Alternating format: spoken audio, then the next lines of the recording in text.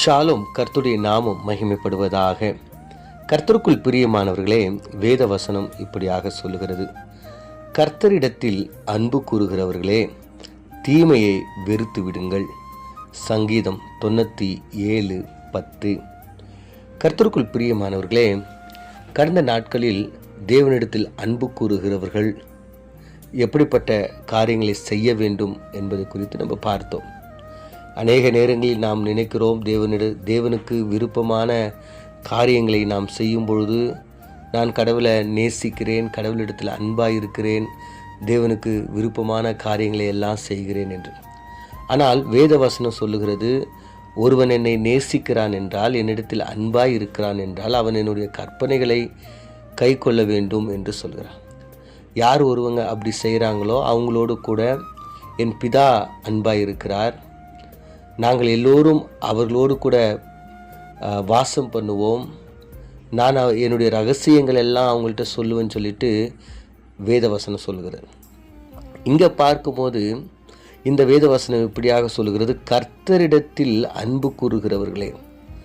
யார் யாருன்னா கர்த்தரிடத்தில் நீங்கள் அன்பு கூறுகிறீங்களோ நீங்கள் எல்லாருமே தீமையை வெறுத்து விடுங்கள் என்று சொல்கிறாங்க. அப்போ உண்மையிலே நாம் கர்த்தரிடத்தில் அன்பு கூறுவோமானால், நம்முடைய அன்பு கர்த்தரிடத்தில் இருக்கும் என்றால், அவர் நமக்காக நம் மேலே வைத்த அன்பிற்காக நாம் பாவத்தின் சம்பளமாகிய மரணத்தை நம்ம பெற்றுக்கொள்ளாதபடிக்கு அதிலிருந்து தப்பித்து கொள்வதற்காக ஆண்டவராகிய இயேசு கிறிஸ்து தன்னுடைய குமாரன் இந்த உலகத்திற்கு அனுப்பினது மாத்திரமல்லாமல் சிலுவையிலும் அவர் மரணத்தை சந்தித்தார். இப்படிப்பட்ட ஒரு மேலான அன்பை அவர் நமக்கு காண்பித்தார்.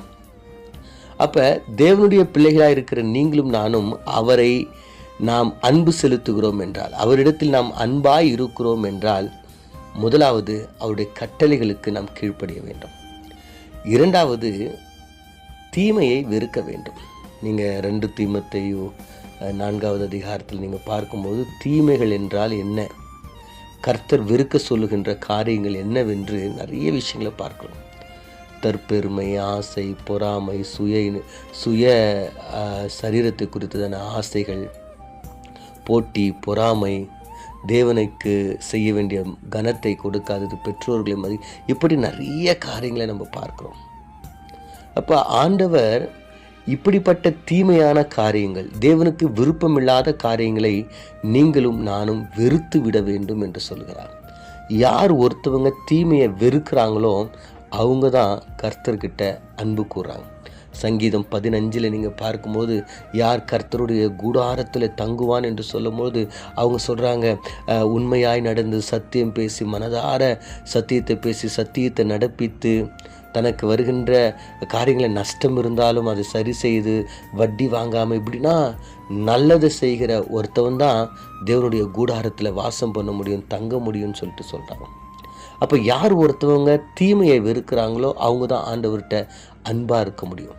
அப்போ நீங்கள் வெறுக்கும் பொழுது பாருங்கள், உங்களுக்கு கிடைக்கின்ற ஆசீர்வாதம் என்னன்னா, அவர் தம்முடைய பரிசுத்தவான்களுடைய ஆத்துமாக்களை அவர் காப்பாற்றுகிறார். ஆண்டவர் உங்களையும் என்னையும் காப்பாற்றுகிற தேவனாக இருக்கிறார். மரண இருளின் பள்ளத்தாக்கிலே நடந்தாலும் நம்ம பொல்லாப்புக்கு பயப்பட வேண்டிய அவசியம் இல்லை. ஏனென்றால் அவர் நம்முடைய ஆத்துமாவை தேற்றுகிற தேவனாய், காப்பாற்றுகிற தேவனாய் இருக்கிறார். இரண்டாவதாக, துன்மார்க்கரின் கைக்கு அவர்களை தப்புவிக்கிறார். யார் ஒருத்தவங்க தீமையை வெறுக்கிறாங்களோ அவங்கள ஆண்டவர் என்ன பண்ணுறாரா, அவனுடைய சத்துருக்கள் துன்மார்க்கர்கிட்ட இருந்து ஆண்டவர் காப்பாற்றுறார். 11வது வசனம் இப்படியாக சொல்லுது: நீதிமானுக்காக வெளிச்சமும் செம்மையான இருதயம் உள்ளவர்களுக்காக மகிழ்ச்சியும் ஆண்டவர் வைத்திருக்கிறார். மகிழ்ச்சி அப்படியே விதைச்சி வச்சிருக்கிறாராம்.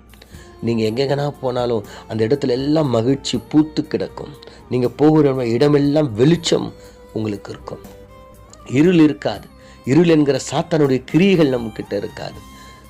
நம்முடைய வாழ்க்கையில் எப்பொழுதும் வெளிச்சமும் மகிழ்ச்சியும் இருக்கும். எப்போனா நீங்கள் தீமையை வெறுக்கும்போது. கர்த்தருக்குள் பிரியமானவர்களே, ஆண்டுடைய பிள்ளைகளாக இருக்கிற நீங்களும் நானும், ஆண்டவர்கிட்ட அன்பாக இருக்கிறேன் என்று சொல்கிற நீங்களும் நானும் தீமையை நம்ம முழுமையாக வெறுக்கிறோமா? நம்ம ஒரு சில நேரத்தில் கொஞ்சம் தீமை தான் வெறுக்கிறோம். ஆனால் தேவன் விரும்புகின்ற காரியங்களை நீங்கள் செய்யணும். தேவன் வெறுக்கின்ற காரியங்களை நீங்கள் வெறுத்து விட வேண்டும். ஒரு முழுமையான தேவனுக்கு விருப்பமான பிள்ளைகளாய் நீங்கள் வாழும்போது ஆண்டவர் உங்களை ஆசீர்வதிக்கிறார். கண்களை மூடி நாம் ஜெபிப்போம். எங்களை அதிகமாய் நேசிக்கிற எங்கள் பரலோக தகப்பனே, கர்த்தரிடத்தில் அன்பு கூறுகிறவர்களை தீமையை வெறுத்து விடுங்கள் என்று சொன்னீங்களாப்பா. இது ஒரு எச்சரிப்பாக நாங்கள் எடுத்துக்கொள்கிறோம். ஆண்டவரே, நீர் எங்களுக்கு ஒரு அன்பான ஒரு அறிவுறுத்தலை நீங்கள் கொடுக்கறதா நாங்கள் எடுத்துக்கிறோம் ஆண்டவரே. ஆமாம் ஆண்டவரே, உண்மை நேசிக்கிறோம், எல்லாம் செய்கிறோம். ஆனால் நாங்கள் தீமையை வெறுக்காமல் இருக்கிறோம். அந்த இருட்டோடு கூட நாங்கள் சம்பந்தம் வைத்து கொண்டிருக்கிறோம்.